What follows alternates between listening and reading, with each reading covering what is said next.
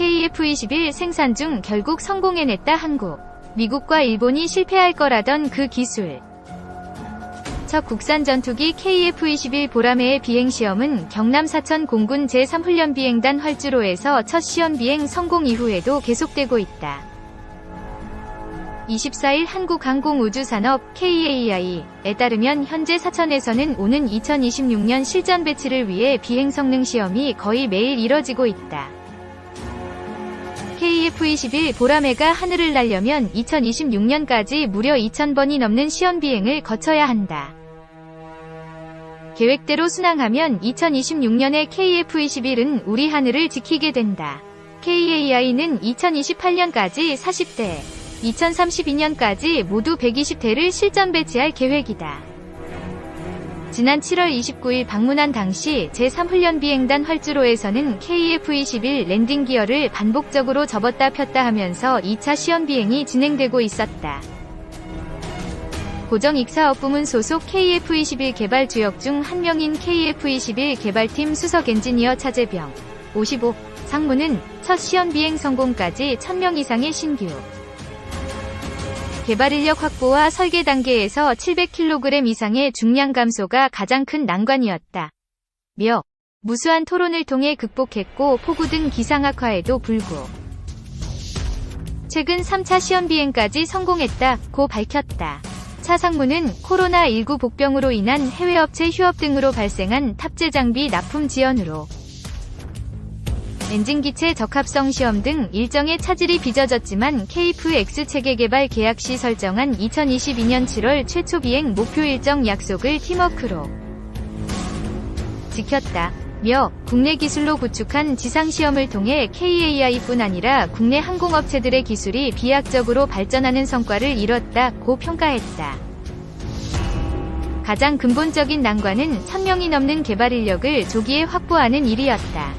개발 착수 당시 KAI가 보유한 개발 경험 인력은 200명 남짓이었다. 1,000명 이상의 신규 인력과 함께 개발을 수행하면서 최초 비행을 성공적으로 해낸 것은 기적에 가깝다는 게 미국 로키드 마틴 등 항공기 전문가들의 평가다. 국내에 항공기를 개발한 경험이 있는 인력은 KAI를 제외하고는 극히 제한적이어서 자동차나 조선과 같은 유사 분야 인력을 채용해 개발을 시작할 수밖에 없었다. 마침 조선 산업의 극심한 불황으로 수백 명이 조선 해양 엔지니어를 확보할 수 있었던 것은 우리로선 천만다행이었다. 대화 비행기를 개발하는 것은 유사성이 많기 때문에 인력난 해결에 큰 도움이 됐다. 신규 인력 조기 전력화를 위한 교육 과정만 70여 개로 교육과 멘토링에 투자를 많이 했다. 개발 착수 6년이 지나면서 성장한 엔지니어가 이제 1,200명이 넘는다. KF-21 체계 개발을 통해 잘 훈련된 엔지니어들은 비단 KAI뿐 아니라 한국 항공 분야 발전을 이끌 핵심 인적 자원이 될 것이다. 설계 단계에서 부딪힌 가장 큰 난관은 역시 중량 절감 문제였다. 로키드 마틴의 F-35는 중량 목표 달성을 위해 개발 일정이 18개월 지연됐고 조 단위의 추가 비용이 발생하기도 했다. 기본 설계를 마무리하고 본격적으로 제작용 도면을 만드는 상세 설계 단계에서 전체 중량을 예측해보니 600kg 이나 초과됐다. 중량이 초과되면 요구 성능, ROC를 맞출 수 없기에 설계를 수정하면서 정해진 일정 안에 도면을 만드는 과정이 고통스러웠다. 1년 넘게 강력한 중량 절감 캠페인을 수행하는 등 사원 전체가 집단지성을 발휘해야 하는 엄청난 스트레스였다. 눈물겨운 노력으로 1,500여 건, 2,500kg 위 중량 절감 아이디어가 나왔다. 이 중 700kg 이상을 설계에 반영한 덕분에 지금은 충분한 여유를 확보해 앞으로 확장성에 대비할 수 있게 됐다. 개발은 시간과의 싸움이다. 코로나19라는 복병을 만나면서 장비를 적기 개발하는 데 어려움을 겪었다. 엔지니어들과 구매 담당자들이 위험을 무릅쓰고 해외 각지로 출장 가서 현장에서 업체들과 기술 현안을 해결해야 하는 힘든 상황이었다. 나라마다 입출국 기준이 달라 백신을 접종했는데도 현지 기준에 따라 예상치 못하게 격리 조치를 당한 적도 있었고 시시각각 변하는 현지 개발 상황에 대응하느라 2주 일정으로 출장 갔다가 반년 만에 귀국하는 상황까지 발생해 속이 새까맣게 타들어가기도 했다. 계약 시 최초 비행 일정은 2022년 7월이었다. 비행시험 단계 일정 리스크를 대비하기 위해 내부적으로는 최초 비행 목표일을 2022년 5월로 관리해왔다. 코로나19 등으로 해외 탑재 장비 일부가 납품이 지연되면서 결과적으로 원래 계획을 더 단축하지는 못했다. 지상시험 중 가장 중요한 이벤트는 엔진을 작동하면서 항공기 전체 시스템 기능과 성능을 최종 점검하는 엔진기 최적 합성 시험이었다. 엔진을 작동하기 위한 일부 탑재 장비의 납품이 지연되는 바람에 당초 지난해 11월 말 계획한 엔진 시동 일정이 무려 5개월이나 늦어져 올해 4월 말이 돼서야 시동시험에 착수할 수 있었다. KF-21보다 시스템 복잡도가 훨씬 더 단순하고 엔진도 하나인 T-50 고등훈련기 개발의 경우 최초 엔진 시동시험 후 7개월이 돼서야 최초 비행을 실시했다. 휴일도 반납하고 이 3교대로 시험을 수행했다. 다행스럽게도 엔진 작동 이후 시험 단계에서 설계를 수정해야 하는 문제가 거의 발생하지 않아 3개월 만에 최초 비행을 할 수 있었다. 다양한 리그 시험을 통해 설계 문제점들을 조기에 발견해 개선했기에 중간 설계 수정 없이 시간 단축이 가능했다. 리그 시험이란 최종 조립된 항공기에서 지상시험 착수 전에 계통별 모사 시험체를 만들어 사전에 다양한 검증을 수행함으로써 지상시험 시 발생할 수 있는 문제를 최소화하는 시험이다. 특히 항공기의 모든 것을 지상에서 재현하는 철새라 불리는 아이언버드를 독자 개발하는 등 고난도의 복잡한 리그 시험을 국내 기술로 구축해 수행한 덕을 봤다. 리그 시험을 통해 KAI뿐 아니라 국내 항공업체의 비약적 기술 발전을 이뤄냈다고 자부한다. 아기가 걸음마를 하기 위해 자리에서 일어서고 걷고 달리기 하듯 KF-21도 이제 걸음마를 하기 위해 자리에서 일어선 단계다. 향후 초기 비행 건전성을 확인한 뒤 점차 비행 영역을 확장해 속도 고도 기동을 한계 수준까지 검증하고 무장 발사 시험 등을 통해 무장 적합성을 검증할 것이다. 차재병 한국항공우주산업 KAI 수석 엔지니어가 경남 사천 사무실에서 KF-21 개발 과정을 설명하고 있다. 김성규 기자. 앞으로 고바등각 시험, 공중급류 시험, 무장분리 발사 시험 등을 하게 된다. 고바등각 시험은 저속 비행 고바등각 상태에서 기체를 뜨게 하는 양력이 감소 또는 소실돼 조종력 상실 상태에 빠지는 우발 상황에서 항공기를 정상 회복해야 하는 위험한 시험이다.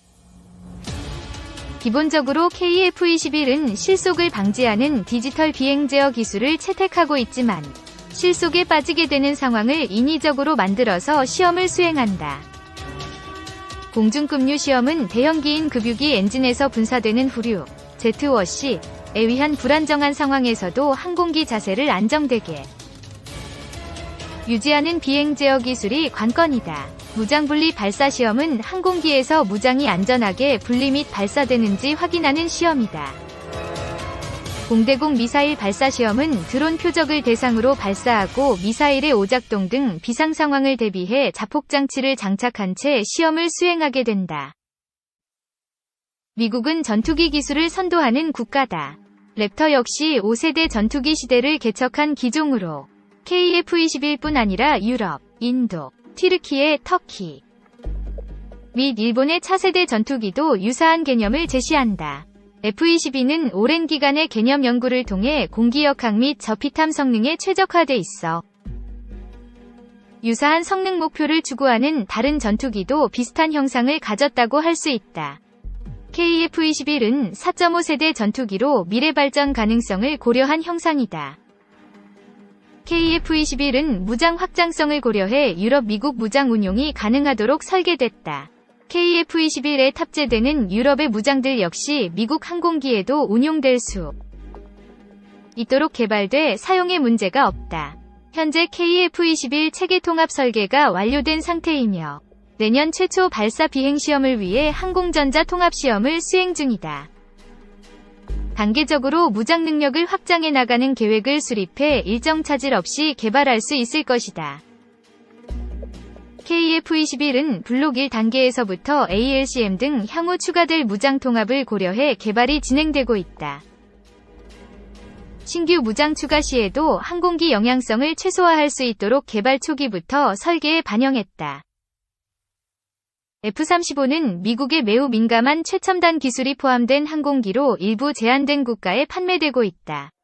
시간당 운용 비용 또한 4.5 세대 전투기 대비 2배에 이르기에 운용 가능한 국가 역시 제한된다. 유럽 전투기들은 2000년대 초반에 실전 배치돼 2030년 시점에는 30년 이경과한 항공기다. KF-21은 유럽 전투기 대비 최신 기술을 적용해 충분한 경쟁력을 가질 것으로 예상하고 있다. 2000여 회 시험 비행을 통해 기능 성능을 검증한다. 완벽한 설계는 있을 수 없기에 시험을 통해 설계를 보완하고 비행 성능을 최적으로 튜닝해야 한다. 최첨단 임무 통제실 MCR에서 엔지니어들이 실시간으로 데이터를 모니터링하고 조종사와 통신하면서 단계별 비행 조작을 수행한다. 비행기에서 실시간으로 송출하는 데이터는 5,000여 개다. 보람의 사업이 최소한 30조 원 이상의 경제 효과를 낼 것으로 내다보고 있다.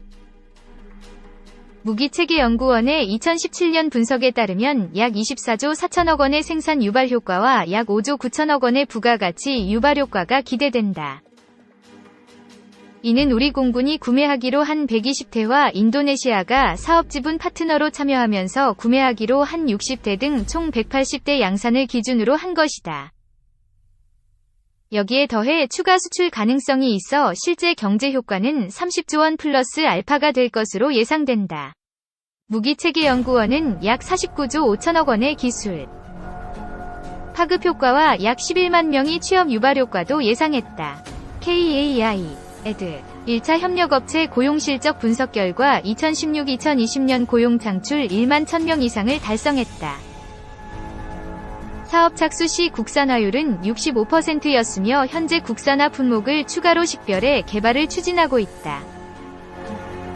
2021년부터 국산 전투기 KF-21 개발 수석 엔지니어를 맡아온 차재병 55 한국항공우주산업 KAI 상무는 항공기 개발 엔지니어로서 T-50 고등훈련기 태동기부터 개발 및 운영, 파생형 개발, 수출 단계까지 전체 사이클을 경험한 것이 큰 자산이 됐다.